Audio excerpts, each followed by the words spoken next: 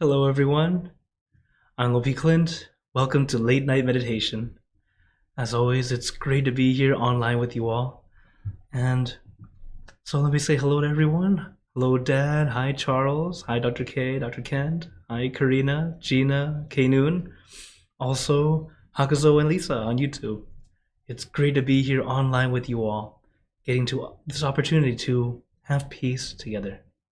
Also, hello, Julie. Thanks for saying hi on Facebook. Oh, and Gunyan, thanks for saying hi too. ah, Today, another wonderful day for us to have some peace. It's something so very needed, uh, not just for all of you, but even for me. It's it's something we all need. It's a way of helping us find that center, being calm, being peaceful, able to enjoy life instead of enduring life. As life always has obstacles, there's always something going on. But while there's always something might be not necessarily positive, there's always something positive in life. So allow ourselves to focus on that goodness. And of course, when we start to have our own peace, we can share that peace to others. And speaking of that, did you guys do your homework? Okay, very good. For those who are new, the homework is whatever you're doing, have relaxation and awareness. It's a great way to help us practice meditation outside the meditation hall. Also, a great way to practice keeping your own peace. And of course, it's not always easy. That's just how life is. But as long as we continue to allow ourselves to adjust, you'll continue to grow, get better and better. Hello, Kaleem. Thanks for joining in. So, as always, for Fridays, today is our level 3. We get to have longer silence. So as we meditate together, even if you're brand new, take your time, take it easy. It's always okay to push pause or just take a break. Sabai, sabai, as you allow yourself to really relax your body, relax your mind. You'll find it much easier to keep going and even easier to find your peace. And not only that, be able to keep it even longer. So, is everyone ready for some meditation? All right. Then, as always, let's get into our perfect position, as I like to call it, because it's perfect for you. And when you're ready, gently close your eyes. Taking a deep breath. Breathe in the cool, calm, relaxing air. And breathe out all your worries, thoughts, and responsibilities. Just let it all go. Forget about it for the time that we are meditating. Just breathe in, breathe out. Let each breath of fresh air help you become more relaxed, more comfortable. Taking a few more deep breaths, as this is a natural and easy way to relax. As we know, relaxation is a very important first step, allowing our body to feel comfortable. Remember, we meditate for inner peace, not Instagram, especially as we get better and better at meditation. Sometimes we feel like we're supposed to look the part. No need. The important thing is to do it correctly. Relax your body, relax your mind.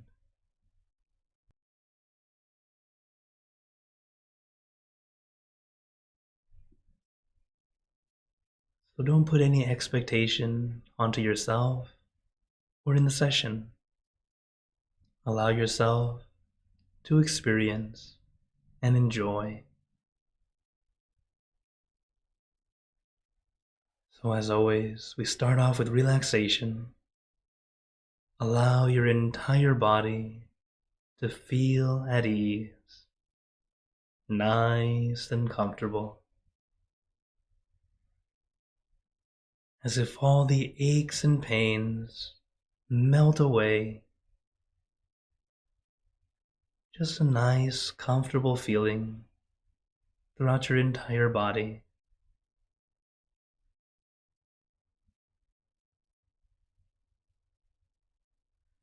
And allow your mind to feel at ease,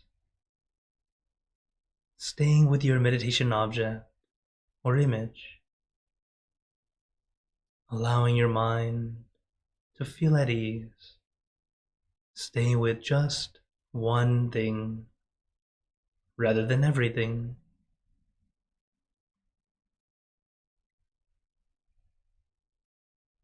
As we allow our mind to stay with one thing, everything else starts to melt away,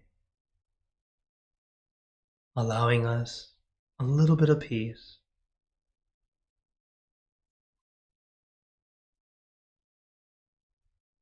As our mind is just like water, naturally clean and clear.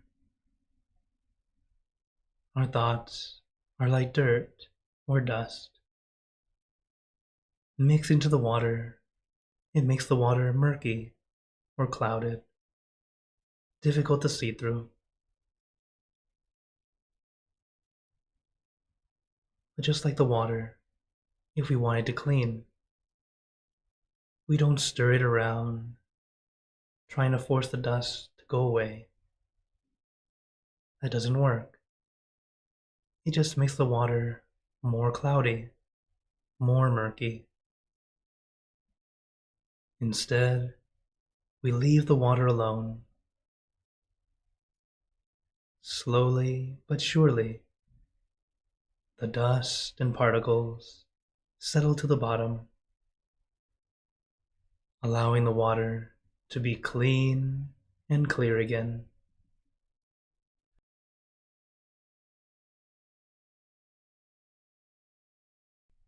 Just like our mind, we don't need to stir our thoughts around, trying to push them away or trying to force them to stop. That doesn't work. Instead, just leave it be. Watch them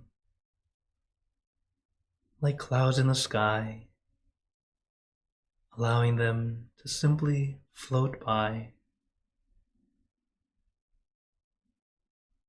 Even if some of these clouds or thoughts look like something important, right now they are simply thoughts.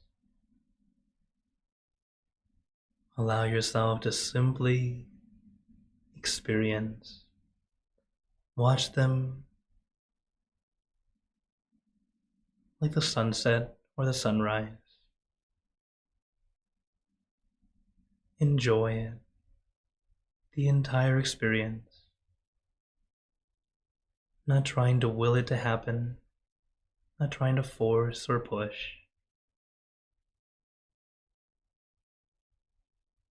The way this works is to allow our mind to finally let go on its own. And when that happens, everything starts to flow in.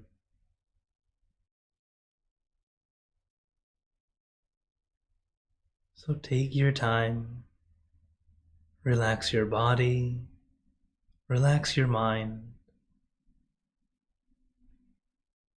And if at any time during meditation you have a question or wonder, I recommend to write it down or type it in the chat. We can talk about it later.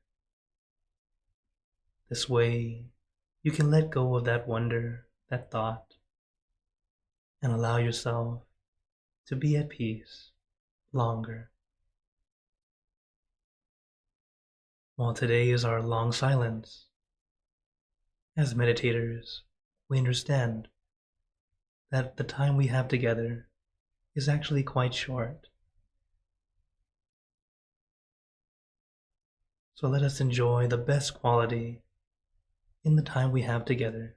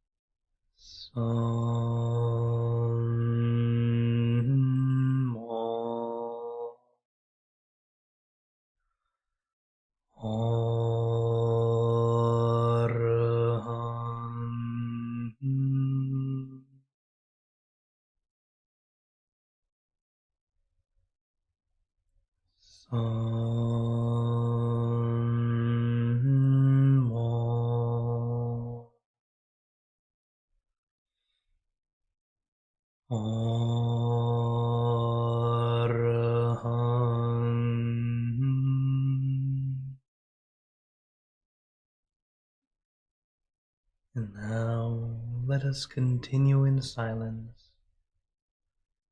letting your mind be calm, clear, and peaceful.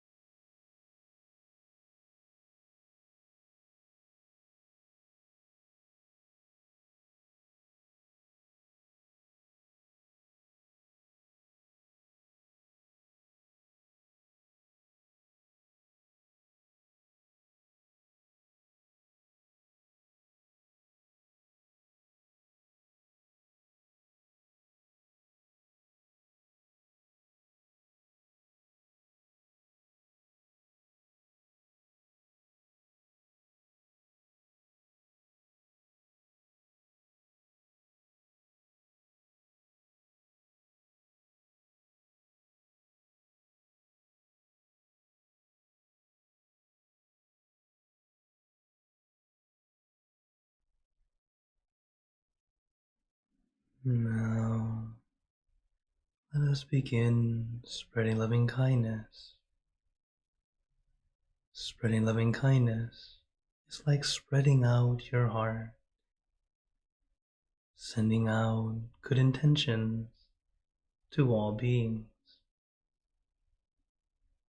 So let us visualize our object as we have been doing, and imagine that your object becomes crystal clear, clean and bright, and at the center of your object there is a bright light. This light is very special. All those who touch this light are instantly happier, healthier, and more at peace. So we let this light illuminate our bodies, filling our body with light. Then let this light shine out from you, filling the room. Let the light spread far and wide, filling the city and the surrounding cities, filling the state or province and the surrounding states or provinces, filling the country and the surrounding countries, until filling the entire world and out throughout the universe. Thinking of our loved ones, our family, our friends, our close and distant relatives, our co-workers, acquaintances, all the people you know and all the people you don't know, to all sentient beings, all the animals in this world, and even thinking to the heavens, to our friends and relatives who have passed away, wishing well for every one of them. And as we are spreading loving kindness, let us make this wish together, for us all to be happy, healthy, wealthy, successful, to gain wisdom, attain enlightenment, for world peace. Let us take a moment to make our own good wishes.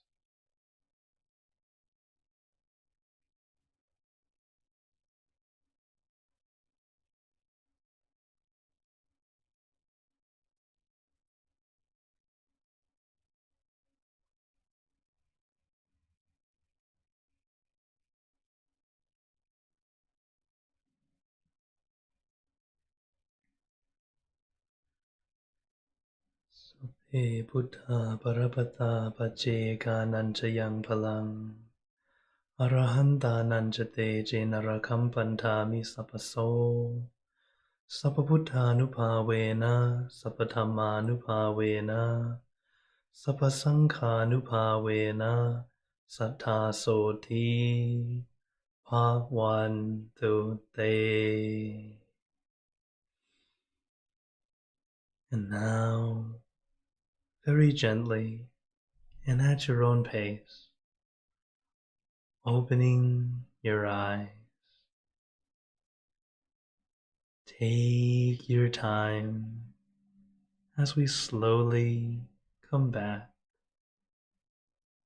You can take in a few deep breaths, do a little stretch if you'd like, as we slowly come back.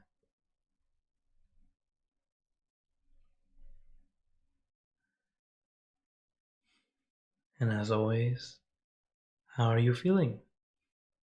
Now that we just finished, it's always very good to consider. Take that time to check and see how you feel. It's a great way to gauge and see how you're doing. And if at this time you still feel very peaceful and you want to keep going, it's okay.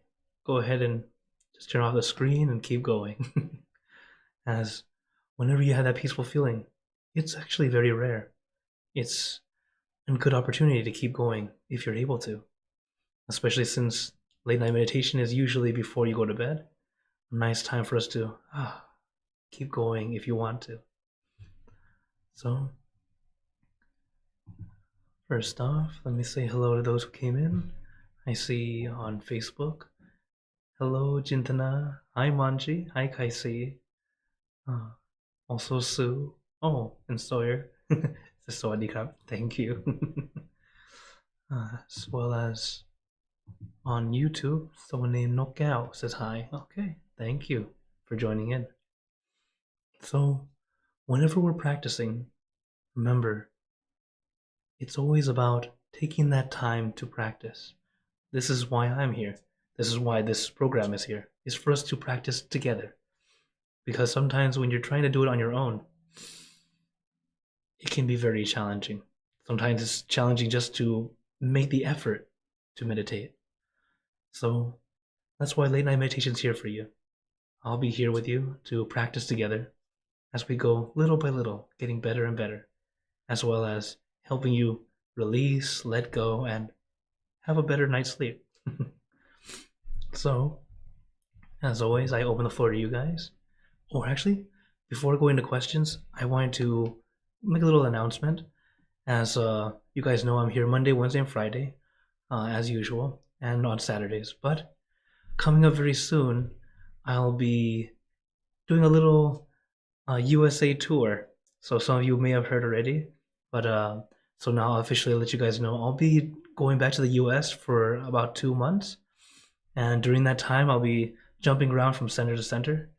So I'll be in Chicago, Atlanta, Georgia, Fanwood, Wichita, Kansas, and then I'll be in Arlington, Texas. So as you can see, the QR code here is actually a little bit different than the one I use normally. This one will go to a page that will be updated regularly so that you guys know when I'll have class or whenever I can meet up. So for example, in Chicago, I'll be there mostly for my own personal things. So I won't be leading any classes in Chicago, but the other centers I'll be leading classes and stuff like that, and of course be able to meet up. So feel free to contact me or let me know so I can get to meet up with you guys or meet up at the temple or at the center. So just let you guys know I'll be doing this little tour, and if your center is not shown on the for this time, let the monks know that you'd like to invite me to come, or at least you'd like to ask to come and visit. Then they can contact my abbot, and then we'll make something happen, hopefully. So let you guys know. With the new year, I'll also get to travel around, get to see some of you in person. So just nice little let you guys know. So now, as always, I open the floor. Oh, hello again, Lisa. Thanks for joining in. And then, as always, Hakuzo has some good questions to ask us already. So his first question says, were there any rules in Buddhism that was dramatic change over years? I wouldn't say dramatic change, but definitely a lot of adjustment. That's the thing with Buddhism and how the Buddha taught us. Our Vinaya, overall, the Vinaya or the discipline that we use is very, very okay. It'll always be okay, but it adjusts depending on the time. So, for example, in the Vinaya for the monks, we are not supposed to touch gold or silver, money. And back in that time, it wasn't something that we really needed to touch. People would be willing to uh, let us ride with them when they travel, allow us to be given food, offer food, this and that. But nowadays, um, that's not going to happen. So I can't be like I can't call an Uber and be like, okay, I would like to give you a blessing as a payment. They're not going to take it. So with money, it's become an adjustment that we use so that we can use today. Excuse me. So yeah, a lot. But most of the core teachings has been pretty much the same since 2,600 years ago. It's mostly just our what we do as monks will adjust depending on. For example, they definitely didn't have online classes like this, so it's been an adjustment. Okay. Oh, here's another one. Which gender do you see more in monks, males or females? Males tend to be monks more than females.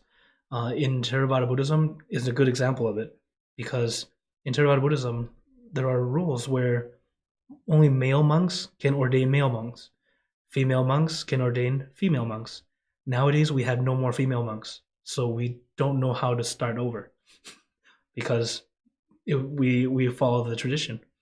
But other Buddhist sects still have female monks, so our ladies will go and ordain in those sects. Excuse me. Yeah, another good question. For those on Zoom, feel free to turn on your mic if you'd like to ask a question. Also, for those on Facebook, same thing. But like I said before, if you don't see my face on the top corner, I can't see it right now. But I'll always go back and reply to you. Okay. Another question. Why is it, from what I've seen, being reincarnated as an animal or other things seen as a bad reincarnation of Buddhism? All right, this is another good one. So within Buddhism, in Buddhism belief, born as a human is the best thing because you have the ability to choose to do something good, to be able to really choose your path. Why I say this is because animals in general, they can't really choose. They tend to do what is needed to survive. It's very different. So because of that, well, of course they do have some free will. Their animals they are their own beings, but sometimes it's that survival instinct which forces them to do what they do. Why carnivorous animals will kill animals to eat? Why that happens? Because it's their survival instinct. It's what they need to do. So we see it as when you're an animal, unfortunately, you're unable to create more goodness as easily as a human. It's possible, very difficult, just because of, as I mentioned, survival, just trying to survive. So this is why it's considered something bad. But of course, we do explain that there are a lot of wonderful idioms and explanations sharing how we can be like this animal, like as free as a bird. There's a lot of goodness to it. But to be born as it, it's considered not as free as you would be able to be as a human. Okay? Yeah. Wow. A lot of Buddhism questions today. Okay. Lisa's asking, as you go from monastery to monastery, do you have special place you would call home for retirement? So within the monks, the temple, as you get older and older, eventually the temple will just take care of you. You're able to just stay in the temple or wherever your temple is open to it. So, for example, if it's a small temple, you'll just stay in that small temple until you decide to leave or you pass away. But for example, in the Dhammakaya temple, we have several temples. We have many branches. We also have a hospital in Thailand, so many of our monks will go and spend their time in Thailand in their later years and get to meditate more and more and allow themselves to add more peace during those last years.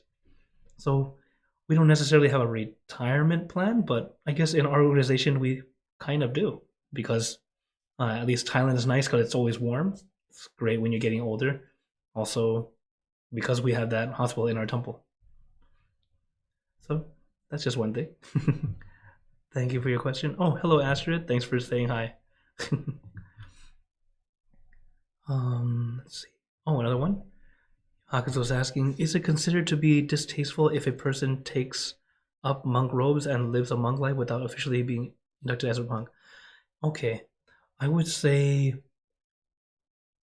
yes and no, because one, to take up the robes and then not really knowing what you're doing, um, I would say since you have good intention, you're doing the best you can, but due to not knowing where to ordain or where to do it, then it doesn't necessarily make it like a horrible thing. But once you get to once you happen to meet up with other monastic communities and you go, oh great, now you can officially understand how to do it and then share with amongst each other. As it's always good to see more brothers, more members to help in sharing. Though compared to those who put it on, but they're doing it to trick people. Sadly, this is something that happens in Central Park in New York. There are fake monks going around. They don't dress like I do because it's too difficult. They dress like the Chinese Buddhism. It's just a gray shirt and pant. So it's actually very simple to switch into that and fake being a monk. So you can tell, you'll feel the difference. When you're near a real monk, you tend to feel at ease and they're not trying to ask for money. We really don't do that ever. Like we might share an idea to make a donation, but we would not be like, give me, which is it has been a problem in Central Park, and the real Buddhist community has come out to talk to the people and let them know, yeah, we're sorry about these people, but they're not real monks. Okay, so I'd say in the sense that you were talking about, it's more like someone having the heart to be a monk, but just unsure how to do it, and then they take up the monk robes. So I'd say it's on the path of more good than bad. And then I'm sure whenever they get to meet the other monks, they can ask and find out how to do it. Okay. So now, as time has come to an end, as always, I'm always very glad I get to be here. Also, I've been wondering, for Friday, since it's level 3 and longer silence, would you guys like more time in the session? As normally this ends now. I was thinking, would you guys like an extension? Make it about half an hour longer. That way we have a little bit more time to meditate and still have some Q&A just like today. But this is something to think about. I'm not going to change it right away, but just seeing how you guys think. And yeah, just let me know what you guys think. But before we go, I'd like to give you a blessing. May you all be blessed with happiness, good health, wealth, success in your lives. May you be surrounded by good friends who will always guide you into light, in times of darkness and in times of need. And when you close your eyes to meditate, may you attain inner peace easily and quickly in every lifetime. So thank you again, everyone. Have a wonderful day or night wherever you're watching from. And remember, a smile a day keeps the stress away. So everyone, keep smiling. Let's brighten up the world together. So everyone, thank you again, and see you guys next time.